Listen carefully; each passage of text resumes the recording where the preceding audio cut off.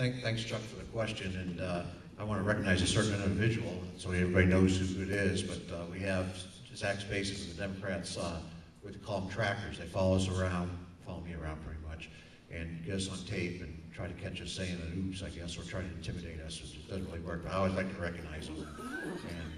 And so Zach wasn't able to show up, didn't want to show up, but they could send a representative to make sure, just to find out what's going on. I think that's kind of interesting. You know, it bothers me a little bit that our congressman, it's kind of embarrassing, as a constituent, I'm a little bit embarrassed of some of his things he's been doing.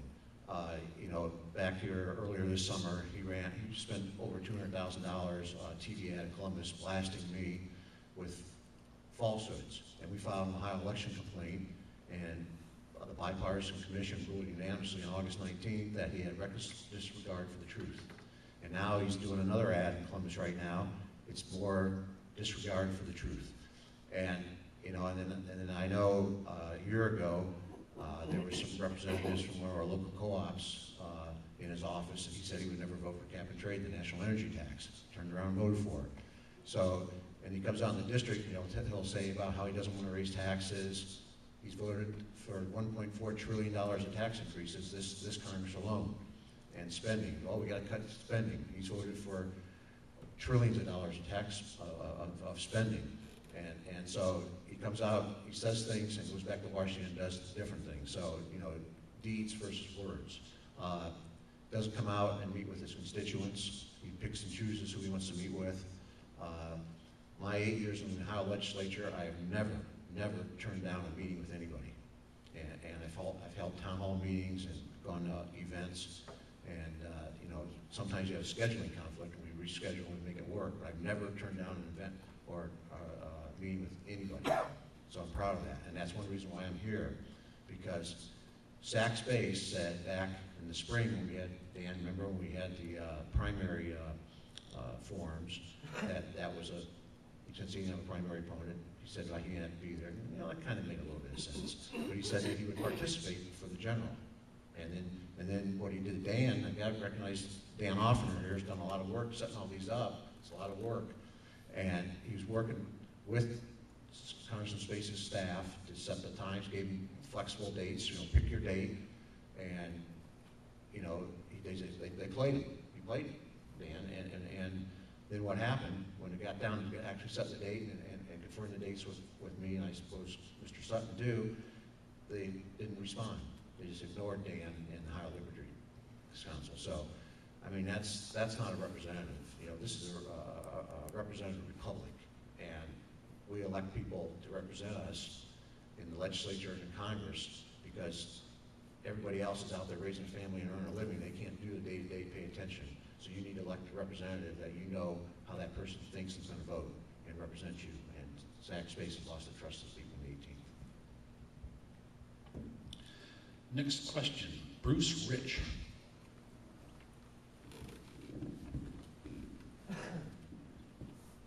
Okay, I am Bruce Rich, but I have more than one question.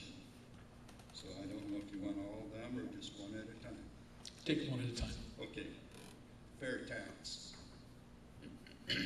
I'm a major proponent of the fair tax. The reason I am is because we need to move away from taxing capital and income to taxing services and consumption. The reason you want to do that is when you tax income and capital, you're taking more money out of the private sector for capital investment that grows the economy and creates jobs and opportunities.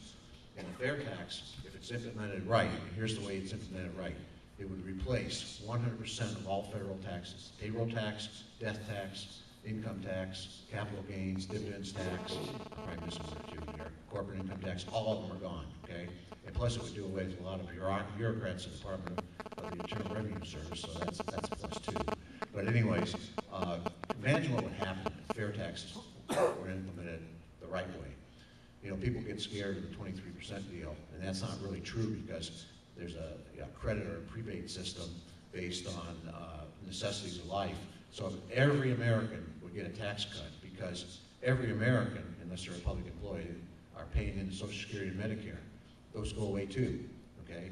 So if you're an employee, you're paying the 7.5% for Social Security and Medicare, and the employer's paying that. And so that all goes away.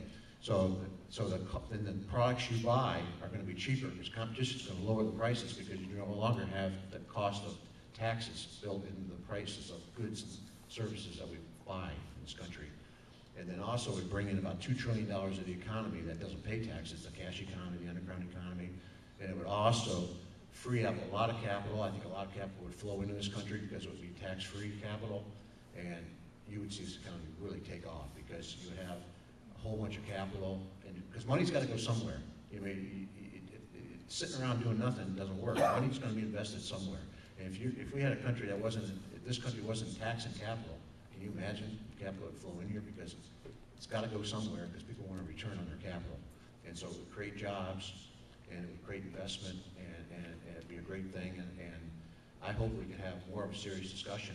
I think there's a lot of people running for Congress like myself that are supporters of that concept. And it'd be a great thing if we could pull that off because I've always said, like I said earlier, when you tax income and capital, that stifles economic growth and job creation.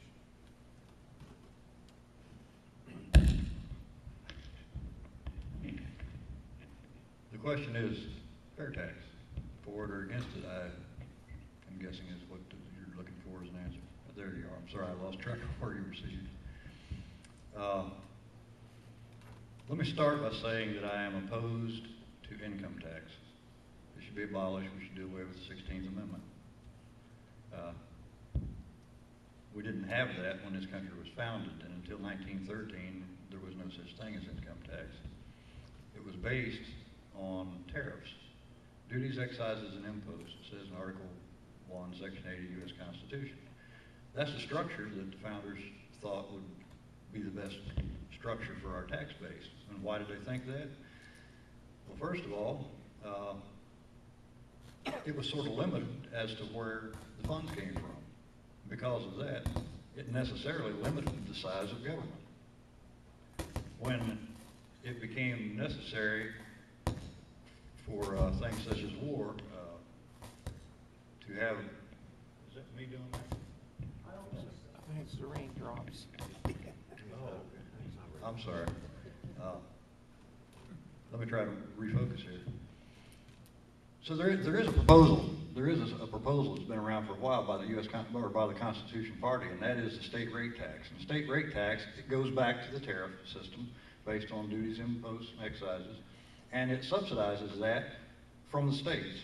So that if the United States goes to war, declaring it first, as we should by the Constitution, then if we have to fund the war, it is apportioned among the states. The states come up with the money to go to the federal government to run the military and all the other things that are involved with a war, for example, or a national emergency of any sort. And it would work. It worked in the past, it would work now. People think, well, it wouldn't work now because, we've got 300 million people in this country and we've got a huge federal government here in this country. And that's true. But we don't need a huge federal government if we get back to the basics of the U.S. Constitution. We need a little tiny federal government.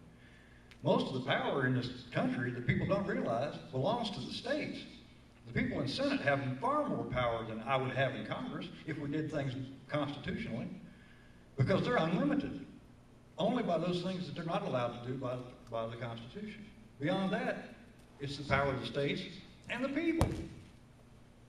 So I would favor a fair tax if that was my only alternative to vote on to get rid of to repeal the 16th Amendment and to get rid of the income tax. But I don't think that it's perfect the way it's set up. And one of the reasons that I don't like it is because, as Mr. Gibbs just said, it's front-loaded. Okay, well, if it's front-loaded, who's making those decisions? Who's sending that money back to you? Who's sending that money down to the people at the lower income levels? There's still too much federal control in it, the way it's structured right now. I would want to amend it before I would support it. And I would offer that as an amendment, and I would also offer consider lowering it from 23% down to something more like 17% if it ended up becoming law. Next question, Omri Leggett. This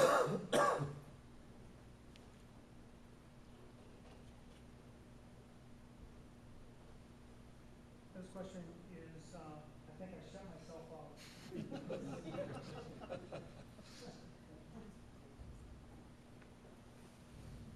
This question is for both candidates, and if you could define for us what an inalienable right is, and we know what the common three are that are listed in the Declaration of Independence, but if you could define for us what an inalienable right is and give us some other examples of inalienable rights other than the three listed in the Declaration.